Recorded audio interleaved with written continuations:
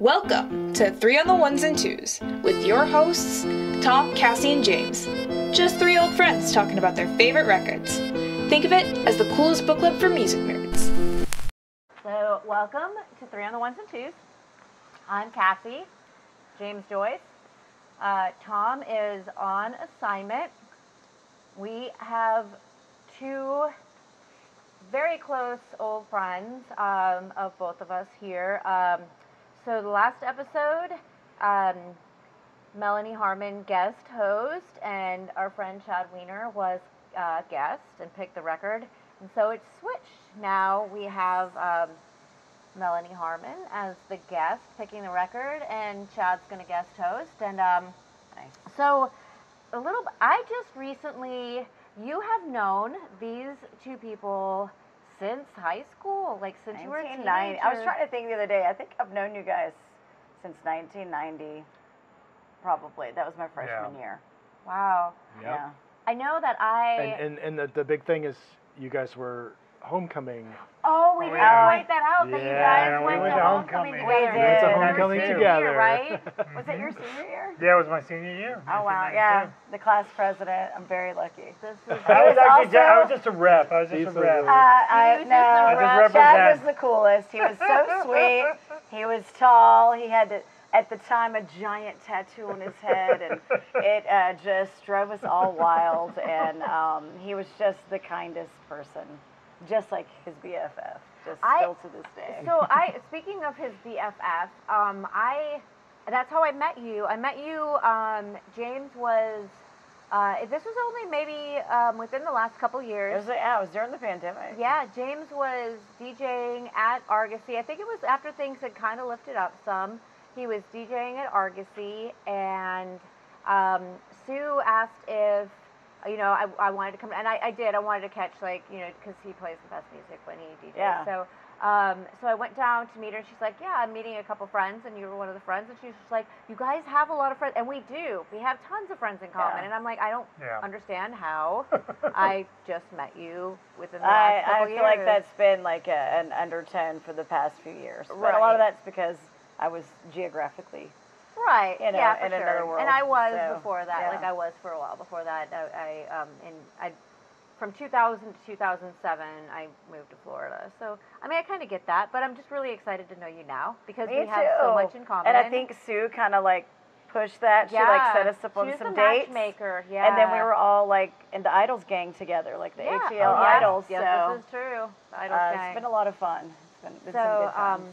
We've been trying to get you on the show for a while, but I know that your life's been crazy. So it really worked out perfectly that Chad was coming into town, and that it just so happened because the backstories and the connection is just really magical. And I really like that because when we started this show, because I've known Tom for so long, and James has known Tom, so we've all known each other for so long that it's really awesome when you get friends that you have so much history on.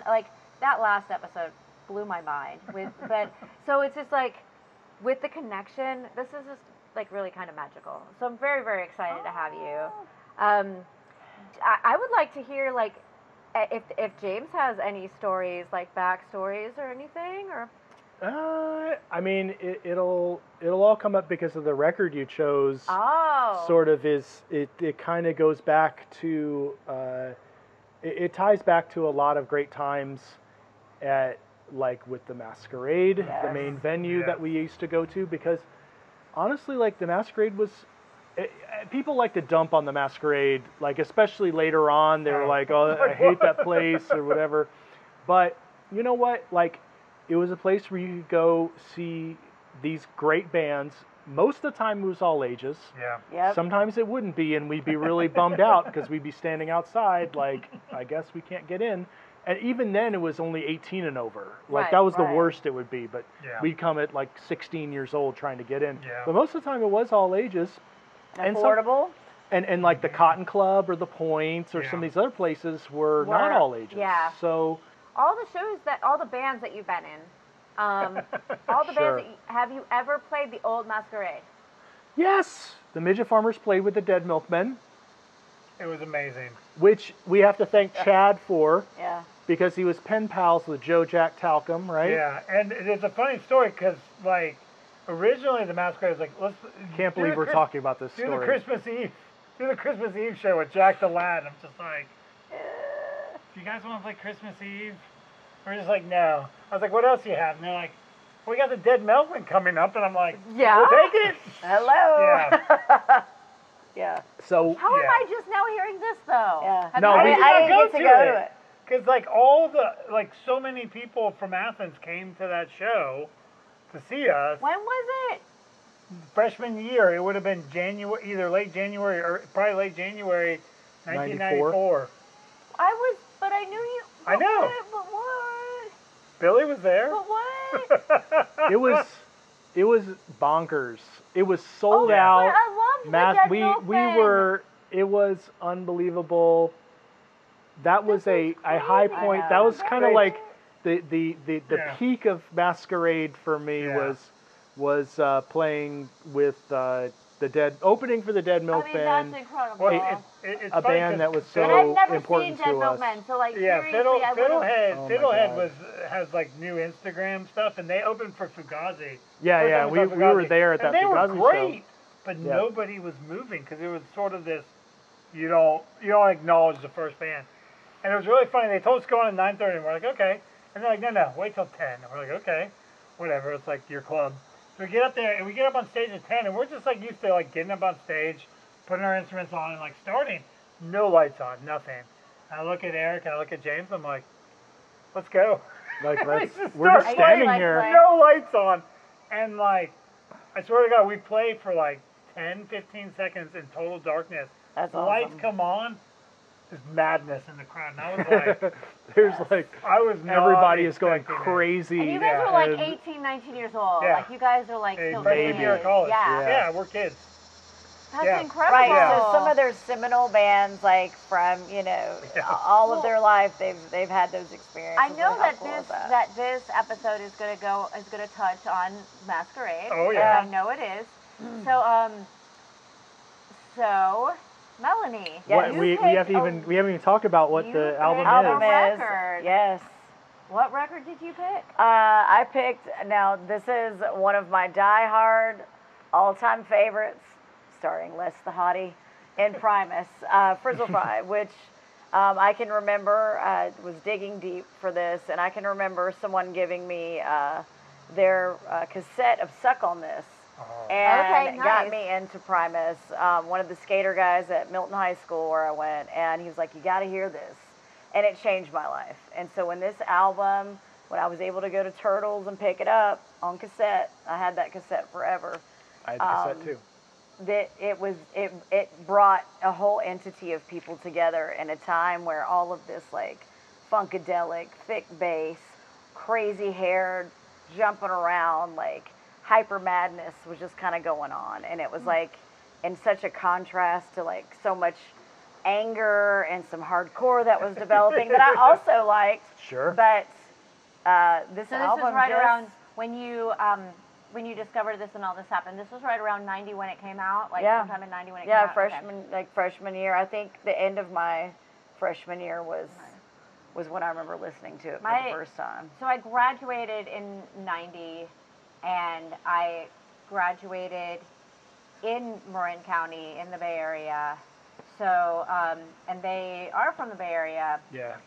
You've told your Primus story. I have told my Primus story, which took place around 89. I mean, it had to have taken place in 89 when I actually placed like who I was hanging out with and everything, and like what I was up to. I didn't actually see them. They played at a rec center, and we could just sit outside, and we were on some psychedelics. And then coming down, because it was at a rec center out by the beach, like up on like a mountain, because it was like Northern California, like, so you have like the redwoods and you have the mountains. And so coming back through the mountains, somehow we almost hit a cow. Like there was a cow in this tiny little, and when we were like, is that really a cow? Driving around on acid, waiting for a cow. But it was disappointing that but the thing was, even sitting out there, and I I had heard the name Primus because they were kind of going around the area, but I wasn't familiar with their music. But it's like when you were sitting outside, oh yeah, you could hear that bass. Like you could hear, like it was like a, you know. So I don't have any experience. I know that you guys do, and you're going to talk about your experience of seeing them. But yeah, I think you were slightly. Well, honestly, I think if you're gonna listen to Primus, this is the album I think you should start with. Yeah. Yes, because I think it really gives a good introduction to what they're about without completely like going completely off the deep end. Right. In a way, it's like the most digestible. Yeah. But I was thinking when you were talking about the aesthetic of like Primus, I thought and sort of how it was different from the hardcore bands, but also different. I think about, in a way, kind of Jane's Addiction as well. Just these sort of like different looking people. Yes. West Coast. I mean, obviously Jane's Addiction was L.A. Primus was more and Bay early Area. Chili Peppers. That early Chili Peppers. Funkadelic. Just sort of. I mean, people with long shaved hair, head, long dreads. Those crazy people and like this one. Kind of scuzzy looking people. It was Primus was sort of in that sort of umbrella. Well, and, you know, Jane's Addiction's one of my other all-time faves, and there was like such a great marriage at that time of all that different energy. You wouldn't think that those two bands would be sort of related in any way, especially, I mean, musically, but you say they were kind of, they had a similar aesthetic going. Yeah. But here's the thing about them. So one thing that I read was that Les Claypool said that early on, like Green Day would open for them at times. They were very Bay Area. They're a very play anything. They're a very versatile. Like they don't really have like a certain place that you're gonna put them in. So they can really play with a lot of different bands. Like they can match a lineup, and it doesn't seem too We saw them with Chad. Yeah, we saw them with Chad. But they musically, it's like you listen to it, and it's like they're switching from like jazz to like funk.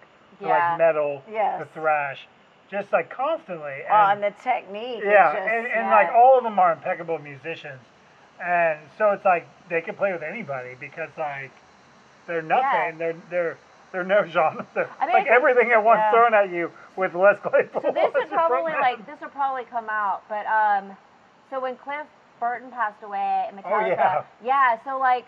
I guess Les Claypool. That's my favorite story. Claypool went I don't know if he went to school, like he was like school friends.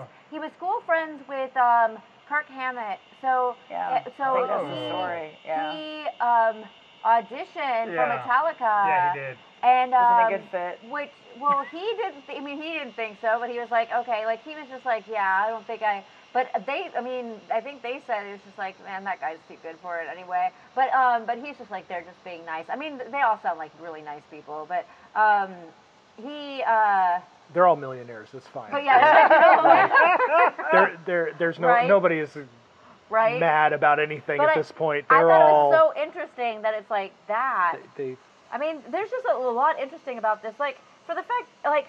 They made this themselves. Like off of.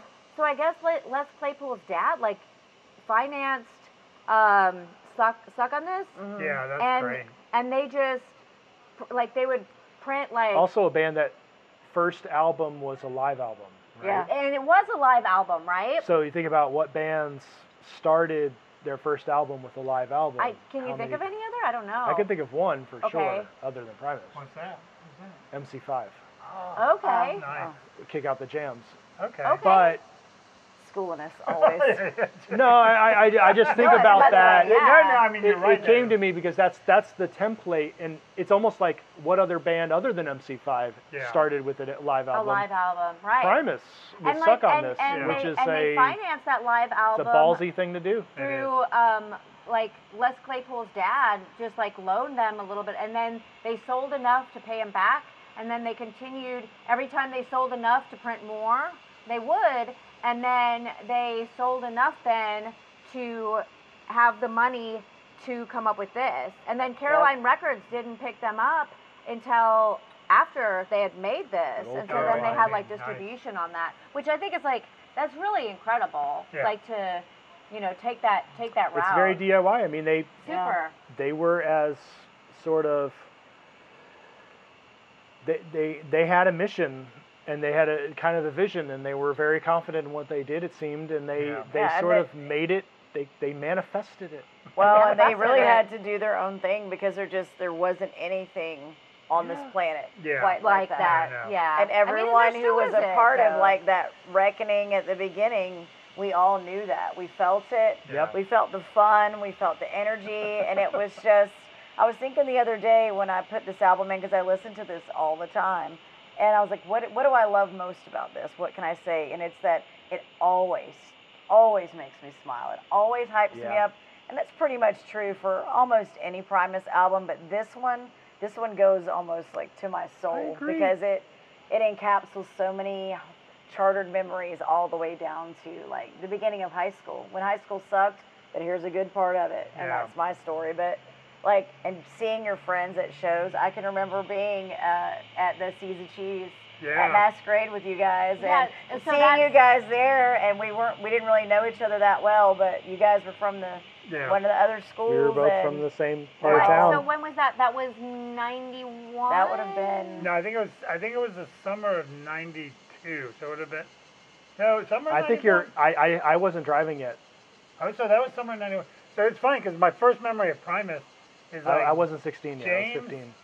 And Brian Lisney were like, "You got to come over and listen to this," and they had recorded a Jerry Was a Race Car Driver video on MTV. Yes. Yeah. And it like starts off with like this cheese, like nacho cheese, Right. and we just put it on, and it's just like the whole thing, and it's like the whole song. You're just blown away. I just didn't know what to say. Yeah. But they were like, "You got to see this," and then they came. We're like, we're going. Right? Yeah, we're going. Greg said he went to that show. He Probably, said he it went was to the it was Masquerade. packed. It sold out. It was still. It was oversold. One of the craziest, most just insanely fun things I've ever been to in my entire concert. And life. I agree. Yeah. I agree. I still think about, and we talked about again with Kelly, Hester. We talked about that show. That he was there too, and we bonded over that show, and the same thing, like it was, and I agree what you're saying is that there's such a special kind of energy with, and there was an excitement with this band. They were so good at what they did, and it was so kind of joyous in a way and exciting, and it's hard to kind of think about it, but they're also so different. Blew everyone away so completely that it brought like different genres together too, where we were really like kind of clicked out. Yeah. Like I can remember being at that show and like seeing so many different cliques. Yeah. It's like 'cause everybody wanted in on that because it was so exciting. The craziest thing about that show to me was that, because the bass is vocal. It's the focus point, but the drums are like really deep too, and the floor of heaven was just like, I mean, it was going with the beat. It was as close to being with everybody jumping, and you're getting double jumped, and then on the floor. The speaker, you're like the bouncers jump, got up on the speakers because they were gonna. Actually, I was more worried about the speakers. Yeah, I have visions of the bouncers holding the speakers from falling over because they were shaking so much. It was just like so much bass. It was not me. I was just absorbed and and I can just remember stage diving and it was very hot. It was definitely oversold. I can remember that. It was way oversold, and it was unbelievable. Yeah. I do look at that as like a top 5 show. Yeah. And it's funny to think about, like, Primus, really? They're like, yes. Yeah, this show was intense. It was unbelievable what people really, still think about it back, 30 years later, 32 years later. That transformation in music was pretty cool. And that's what it was, right? It had like so much. You have storytelling, you have wit. You just have like all this just oddness, incredible but then you have this crisp anticipation, and that is one of my other favorite things about listening to Primus is that I wait for those parts where we're just going to break it down, and we're going to start moving in our cars at the grocery store these days, whatever. You wait for that part to drop so you can just feel that energy. Right. So great. And I haven't listened to this album in probably 25 years, I think. And so as part of this, I listened to it again, and you know every note. I had the tape, had it in the car all the time. Yeah. Honestly, I like this. Obviously, like Sailing the Seas of Cheese was like their kind of like breakthrough because that was the one that was on 120 minutes or whatever, and they had videos and all of that. But I do think that one has sort of like their hits, like it has Tommy the Cat, and it has Jerry's the Race Car. I prefer this. But I agree. I think this one is a better. It's sort of like if you could pick one album of theirs, I would think this is the one. I never owned this until now, and I never listened to it from start to finish. And I think maybe a lot of after listening to it start to finish, I mean it's so enjoyable. I mean it really is. It's so it's just I really appreciate the. It's a double, right? Let me look. No, it's not a double. It's really? Yeah, no, it's not. It's so long. I really appreciate it is long right for a single, right? LP.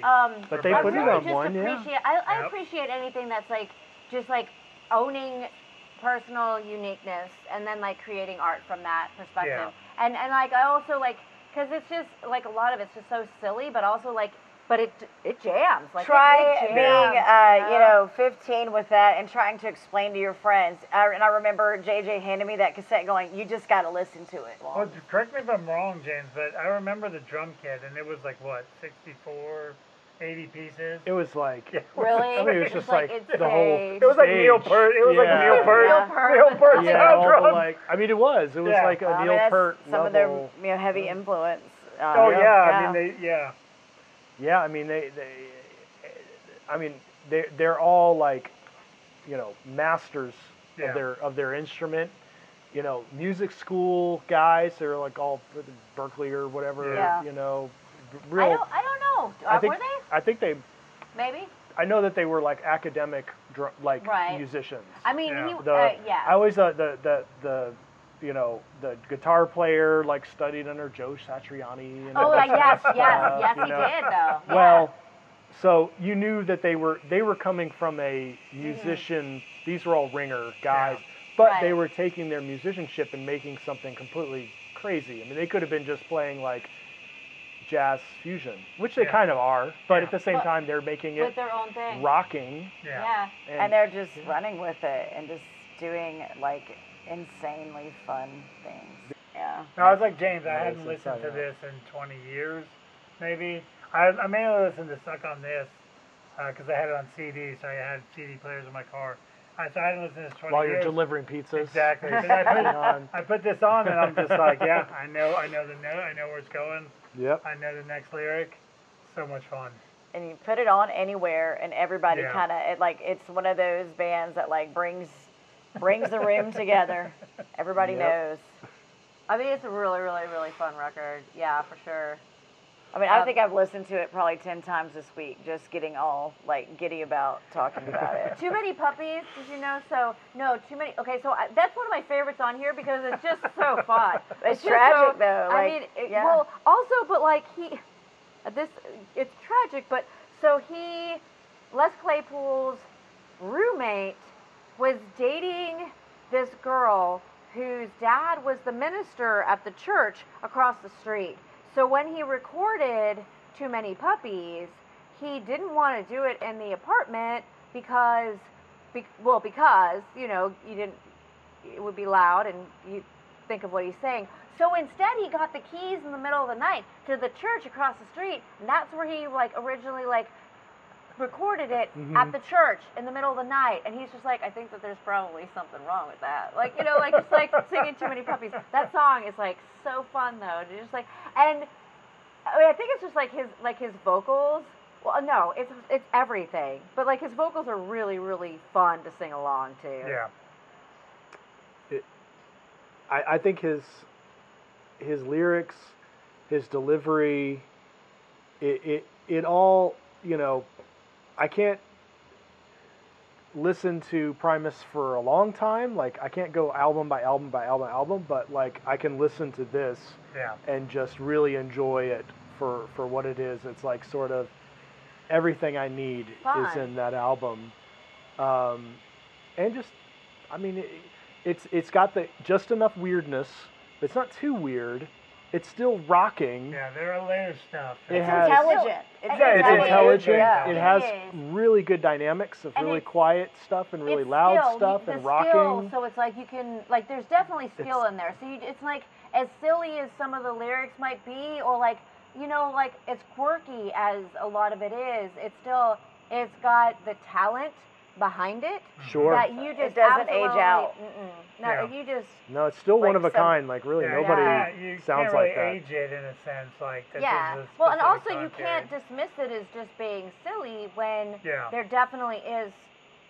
There's so much purpose and intent in all of it, and so much timing and thought. It's just like, I mean, the things that this person can do with a bass is insane. Well, and I can remember guys at my high school. I mean, Mike Hartnett.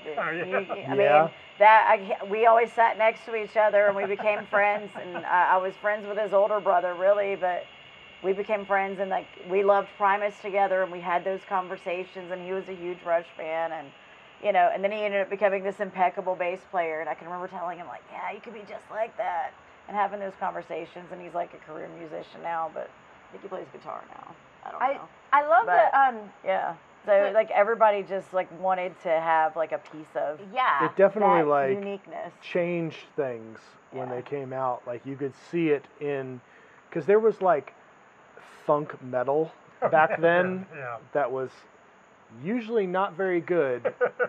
I would say almost all the time it was never very good. There's a lot of that in Atlanta. Like they were always on a bill. Like we were like, we played some shows. Oh great, here's some funk metal band that we're playing with. But Primus sort of was like, oh, here's how you can do it, and it makes sense. Yes. And this is actually good. So it sort of created its own little like template that people could follow. But you're right, like all the bass players like were just reprogrammed about and this is Les like Claypool. This is so like everybody got a all fretless these epic bass at trails that point. to follow. It was I mean I can remember seeing Spiny Norman and John Paul was out there doing he was doing Les Claypool like lines like while he was setting up, and I vividly remember I was like, all right, Primus is now in the public consciousness. Like, out there. They're all and here. They're still so fun to see. I've seen them so many times over the years. They're one of those that I've kind of lost count. And when they come, and I don't, even with the side projects, I'm always a little sad because the performance is still there. It's not as much energetic jumping around, but everyone is just so glad to be there. Do they still do the So I know that they pretty much. I think that they're pretty much defunct now, right? No, I don't know. But no, they just do they play as Primus still? Is there still like, because I know Les Claypool will always play. Yeah, they just came through just a few months ago. Oh, you know what? I think like maybe like I think that they have. They played a show with Mastodon a while back. I remember that. I mean, it was probably like 10 years ago at this point. I don't know. My brain. I know. I remember I think they played at the Fox or something. I was like, that's kind of awesome. Like that they played at the Fox. I sort of didn't think that they were a band for a long time, and they just kept going. Yeah, the last few times I've seen them as Primus and not as one of the side projects, and even the side projects, a couple of them, it's too many to name. They do an intro set that's like the 90s rehash, and I love it because it's like they go ahead and get the crowd pleasers out of the way. They get all the old people going, and the stuff we came to hear. And then they get on with it, and I love it. Probably the coolest one I saw was when he did Holy Mackerel. That was just like an odd thing. I still have the poster I ripped off the wall from Masquerade from that. What is Holy Mackerel? It's just another functified little side project with some ditties on it, and you'll have to check it out. It's one of those you can't even explain. Well, also he had like. But Sausage was so great, and they only did a couple of performances here. I think one of them was.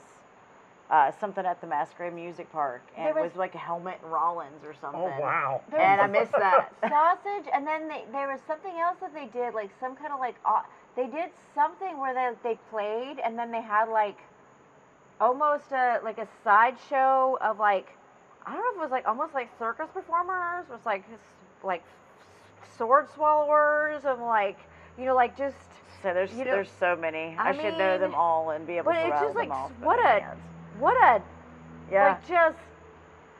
Well, I mean, if you can imagine it and you can get it funded, why not do it? Just do it. Tell them, be creative. If I only had that. One crazy thing that I read was that in this interview that I read with him, he said, Les Claypool, he said that like for his vocals, he was most inspired by John Lydon. Not like Sex Pistols John Lydon, but like PIL John Lydon. Yeah. Like where he's like more like where he's more like singing out of the side of his mouth and stuff. And like in like the more in the early days. Yeah, he said that that was his major influence as far as like the singing. Yeah. Which now that you say that, I can wouldn't definitely have ever put together until I like read that. I was like, that's crazy. He's out there like Les Claypool. Like I don't think and one thing to like about him is like he'll be influenced by anything. You know, if he hears something he likes, he's gonna gravitate to it. Yeah. And he's gonna put it out there. And not necessarily sit there and rethink what everybody's told you. Oh, this should be something that you're like.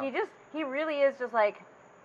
He's just gonna do I also think we would be sure. really remiss as a group, even though it's not really our forte, to leave out all of the people who like to,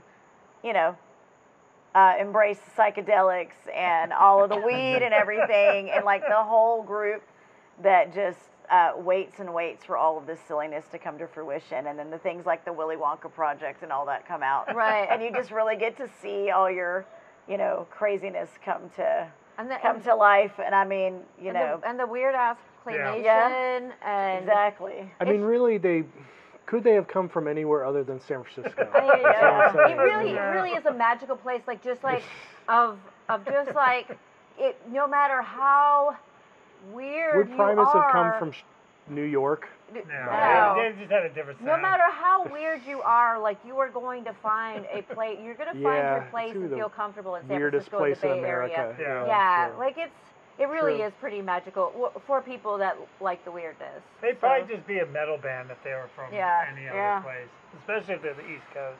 Yeah, but I would bring up one thing I always thought from as soon as I heard the story, I would have loved to have been a fly on the wall when he tried out for Metallica. Yeah. If they had like a demo of that would be amazing, like a practice video. I think he walked in there and he said something like, I don't know if he walked in and said something about like, so you want to hear some Isley Brothers or something like that. Like it was something like bizarre. I think I've heard that. Like it was like just because he's freaking weird. He would have been on Injustice for All. He would have been the bass player. Let's break this down a little bit different. Just be like. They're like watching like James Hetfield and Kirk. They weren't angry enough. And there was so much. Be like, what did we just do? Like, what have we invited in the room? If you think about the guy from Suicidal Tendencies who joined later, it's it's not. What was his name? Trujillo. Oh yeah, that's right. He's like not that far off from a Les Claypool in a way. Like, I mean, we think about it, he was the bass player of what's the Suicidal Tendencies funk band? Psych. That's gonna drive me nuts, James. Yeah, I'm sorry. It's gonna come to us later. I'm sorry. Yeah. It will be on. We'll just have Brian like edit it in and the like up Chime above. in. But anyway, it'll come to us. But like Infectious Grooves. Infectious Grooves. Oh, okay. Yes. There you go.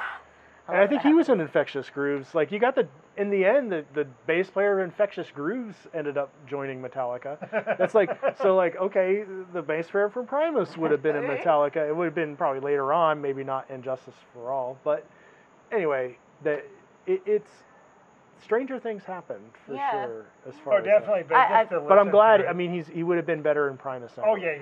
Yeah. I think the time period, like one of the other things I did like to prepare for this show was to go back and listen to like the top hits, like rock hits and stuff that were coming out like same year, and think about like where I was in my life transitioning from 8th to 9th grade, and just thinking about things like that, and like I was leaving like the hair bands and all that stuff behind in middle school that I loved, and you had all this other just alt rock that was just making a presence, and we didn't really know where to put any of it or what to do with it, but it was just, I remember being a freshman also having transitioned in middle school, not really knowing anybody and meeting these people in classes, and that was what they were doing.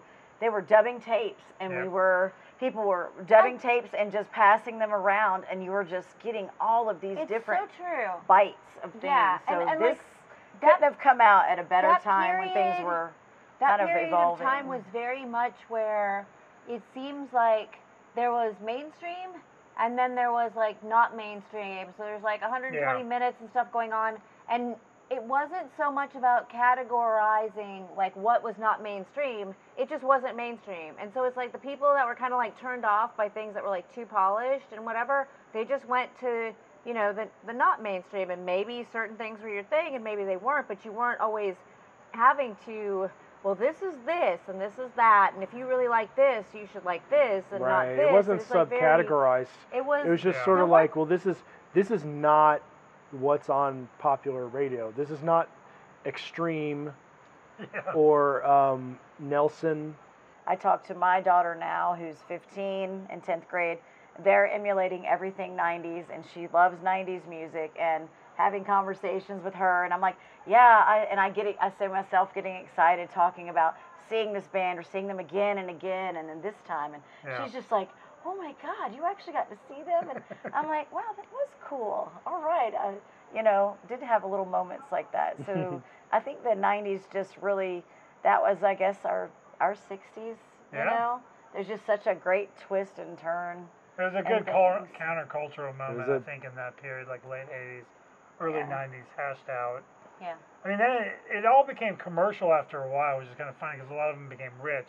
But at that time period, they were like, Fugazi was probably still sleeping at somebody's house on tour, you know? But we would camp out and like hope to make sure that we made it in, like our little crew. Yeah, because Fugazi didn't sell tickets in advance, so you had to just go down there and line up. Yep. Do we want to, because we need to wrap it up, do we want to talk about do you have any particular favorites on here? Can you pick a favorite song of yours on... this would be your favorite Primus song, potentially, right? Potentially my favorite Primus song. It's going to be really hard to go between Frizzle Fry, Mr. Know-It-All, and Toys Go Winding Down. I mean, those three to me, I love the little hits and pauses, and I can't wait. I just want people to be with me, and let's just verse it all out. Let's just have that happy time. Yeah. It's just such a good feeling. Yeah. Listening to them, I have to turn it up super loud so I can hear all the hits. It sounds super loud. Yeah. Those are good picks, too. Really good pick. I like Groundhog Day. I have memories, and maybe it's my memory's not correct, but I do have memories of like driving, like being up all night and driving in the morning, listening to that song. Oh, nice. With friends. Yeah, probably. Just sort of you skated at 4 or 5 in the morning with the sun coming up. I have those kind of memories, and it could be something that's like, not really. That didn't actually happen. We were listening to Beastie Boys or whatever it was, but I do have this like kind of memory of I could see Groundhog Day like trying to listen to that Fizzle Fry at not on drugs or anything, but just like 5 or 6 in the morning when you're feeling disoriented, just being like, whoa. And that was, sort of like out of body experience. Another thing, just thinking about that, I was like, you don't need to be high to enjoy it. No. It's so fun. It's really like it just takes you on its own little ride, and it's very amusing. Yeah, exactly. But I was trying to think too. We were saying that about how they played with so many bands. Didn't they tour with Fishbone at Georgia State? There were some. I could imagine. Shows. Yeah. I didn't see it, but that makes. Okay, wait a minute. That seems to be familiar. Because Greg says that the show that he saw, he's pretty sure he thought he saw them at the Masquerade, and I think he said that he thought Fishbone opened. So I'm pretty sure they toured with them, but they did this Georgia State a couple of times. They did one show. It was like Beastie Boys and Rollins, and then another one was Primus. Okay. And it was just like this, whoever was in charge of that at the time. Yeah, it was just this 1 year. I wasn't driving of yet. I was like 16 or something. And Beastie Boys with Ill Communication, because we saw them at the at Check Your Head at the Cotton Club. No, it was at No, you're Center right. Stage. Yeah, Center Stage. Yes. But then that they was came a again great with show. Rollins That was Band. amazing. And They played with Fire Hose. They played with Fire Hose at that was crazy. Yes. But Primus, I think you're right. They did play at Georgia State at the, And at the if anybody gymnasium. remembers who the other band was, let us know. We will find it. We can look it up. It'll be on there. But Fishbone is Fishbone your. was great. I'm sure they played together. Again, another one of those. He's Just very sure That's that a when pretty he saw connected. them, that Fishbone opened, or he wasn't really. And he's like, yeah, Fishbone must have opened. Like, it's because he was like, I'm not sure if they opened or, yeah, they must have opened because at the time they were like, Primus was way bigger than Fishbone. Yeah. So. It's a great band. Fishbone It's some ever great big? fun. I mean, I like them. Really. Yeah. I mean, I love them, but No, yeah, not they're really. great. I mean, there was a little bit of time, like I think in the late '80s, where like for like I think I'm not sure if like on 120 Minutes, but I know that the college stations and stuff were playing. Well, they were featured in some No, they were a big soundtracks or indie something, band. and it brought some folks out. But I never made the full crossover, which is fine. Well, thank you for picking this. yes, And I'm glad you were finally able to be a guest because I know, perfect timing. It's taken forever. Yeah, this really was. Everything works out right, right? So Thank you for having me. Thank you guys.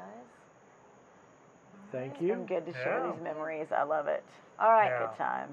Very old memories. You guys are like, I love you people. I wish I had some love you wonderful back. stories about how I, toured with Primus or Sure, Right. Like, or like you anything. drummed for them for a while. Like maybe you I would tried out love be to. their I mean, drummer, I got that'd be like cool. first front row at the Fox for Tales of the Punch Bowl, and that was like nice.